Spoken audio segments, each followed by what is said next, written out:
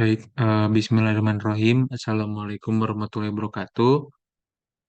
Pada video kali ini kita akan coba lanjutkan materi terkait dengan mata kuliah data mining. Oke, materi yang akan kita bahas adalah terkait dengan proses dan tools data mining. Oke, di dalam proses data mining sendiri itu secara garis besarnya kita bisa bagi menjadi 4 proses. Yang pertama terkait dengan himpunan data, kemudian ada terkait metode, kemudian terkait pengetahuan dan juga evaluasi.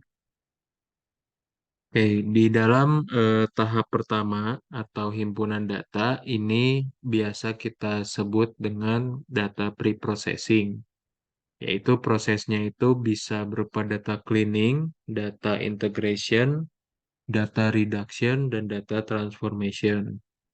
Oke, sebelum kita mengolah data berdasarkan database yang ada, tentunya kita harus membersihkan data.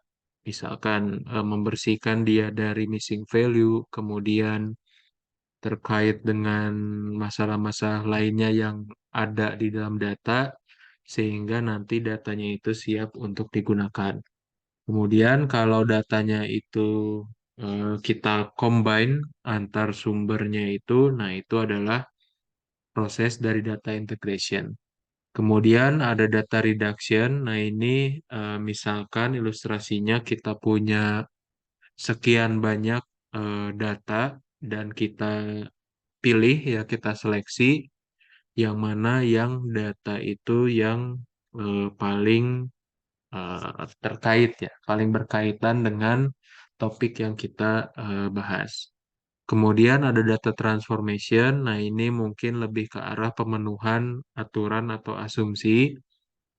Kalau misalkan juga skalanya berbeda, kita harus menyamakan skala antar datanya.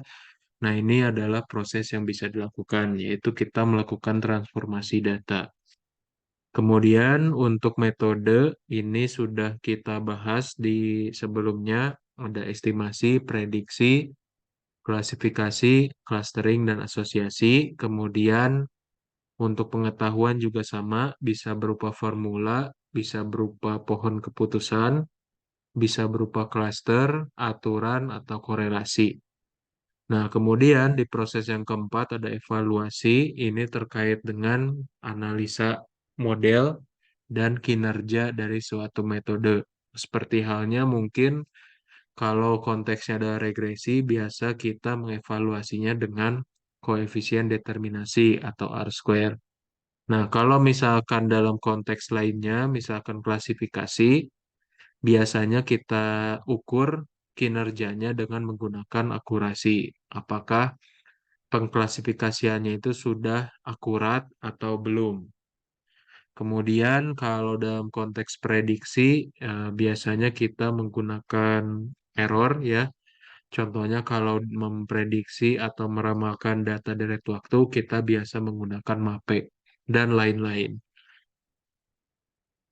Oke, kemudian dari jenis dataset kita bisa bagi menjadi dua, yaitu yang pertama private, merupakan dataset yang diambil dari organisasi atau instansi yang dijadikan sebagai objek penelitian. Biasanya dataset yang bersifat private itu data rumah sakit ya, rekam medis, kemudian bank karena mencakup informasi dari nasabah dan lain-lain.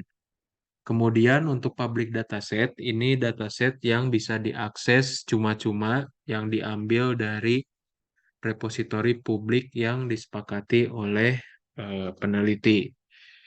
Kemudian penelitian data mining pada saat ini itu difokuskan untuk menguji metode yang dikembangkan oleh peneliti dengan dataset yang bersifat publik, sehingga penelitiannya ini bersifat comparable, bisa dibandingkan antar satu dan lainnya, bisa repeatable, kita bisa gunakan kembali metodenya untuk kasus lainnya, dan verifiable, bisa diverifikasi. Oke, ini adalah contoh public dataset. Yang pertama itu terkait dengan UCI repository. Di sini ada dataset yang terkenal, ada iris, heart disease, adult, dan wine. Kemudian contoh lainnya ada Kaggle. Nah, ini juga sama, bisa digunakan data-data yang tercantum atau diupload oleh berbagai orang di dunia di situs ini. Oke, kemudian untuk metode data mining, saya rasa kita bisa skip karena ini sudah diajarkan. Kemudian pengetahuan juga sama. Nah, sekarang terkait dengan evaluasi. Di sini ada beberapa ukuran untuk mengevaluasi suatu metode data mining. Yang pertama dalam konteks estimasi dan juga prediksi atau forecasting, ini kita biasa menggunakan error. Ya. Kemudian untuk klasifikasi ada istilah yang dinamakan confusion matrix. Isinya itu kita mengukur akurasi, kemudian bisa juga ROC curve, yang mana kita lihat area yang berada di bawah kurva. Kemudian untuk clustering, di sini ada evaluasi internal dan eksternal, ada berbagai cara. Kemudian untuk asosiasi ada lift ratio dan juga F measure. Nah, kriteria terkait evaluasi dan validasi model, di sini ada tiga hal yang harus kita perhatikan. Yang pertama adalah akurasi. Akurasi ini merupakan ukuran seberapa baik model dalam mengkorelasikan antara hasil dari pemodelan dengan atribut data yang telah disediakan. Nah, berbagai model akurasi ini banyak bentuknya dan model akurasi ini bergantung pada jenis data yang digunakan. Kemudian kehandalan. Kehandalan ini terkait dengan ukuran model data mining diterapkan pada dataset yang berbeda. Jika menghasilkan pola umum yang sama, maka bisa dinyatakan model itu bisa diandalkan. Kemudian dari segi kegunaan, tentunya mencakup berbagai metrik yang mengukur model tersebut bisa memberikan informasi yang berguna. Nah, dari ketiga poin ini tentunya harus ada ya. Kalau misalkan model data mining itu kita evaluasi dan kita validasi, tiga komponen ini, kriteria ini harus ada. Oke, kemudian kita masuk ke oke, evaluasi dari model data mining. Di sini biasanya kita bagi datasetnya itu menjadi dua jenis.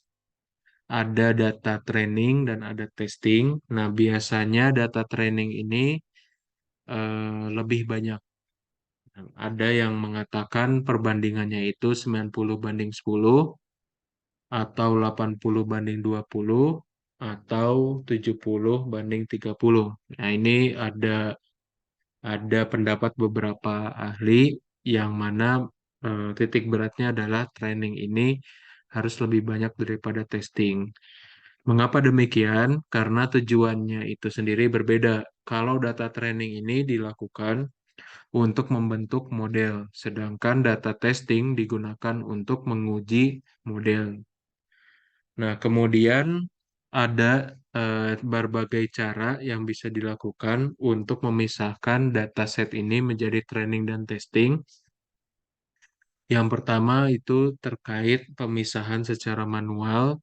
Kita bisa memilah-milah, misalkan kalau datanya sedikit, memungkinkan untuk dipisah secara manual, kita bisa menentukan data pertama misalkan masuk sebagai training, data kedua menjadi testing, dan seterusnya. Ada juga cara otomatis, ini biasa digunakan kalau datanya itu banyak ya, sangat besar. Di sini kita bisa menggunakan operator split data atau menggunakan X validation. Nah, ini biasanya sudah ada di software-software yang mengembangkan metode data mining. Kayak ini contohnya, di sini kita ingin mengevaluasi terkait model klasifikasi dalam menentukan kelayakan kredit. Dalam hal ini, evaluasinya itu dilakukan dengan menggunakan confusion matrix.